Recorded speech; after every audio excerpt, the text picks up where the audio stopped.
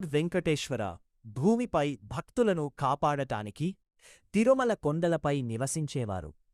ఒక పేద బ్రాహ్మణుడు ప్రతిరోజూ స్వామివారిని దర్శించుకోవాలని ఎంతో కోరిక పడేవాడు. కాని అతనికి ఆలయానికి వెళ్ళడానికి డబ్బు ఉండేదికి కాదు.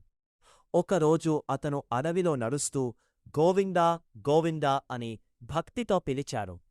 అప్పుడు ఒక వృద్ధుడి రూపంలో స్వామివారు అతని ముందుకు వచ్చారు.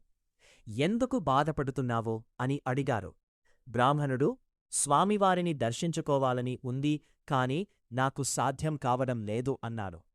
అప్పుడు ఆ వృద్ధుడు చిరునవ్వుతో, నిజమైన భక్తి ఉన్న చోట నేనే ఉంటాను అని చెప్పి అతనికి ప్రసాదమిచ్చాడు.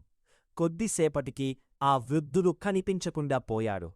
బ్రాహ్మణుడు ఆశ్చర్యపడి ప్రసాదాన్ని చూశాడు. అది తిరుమల లడ్డు.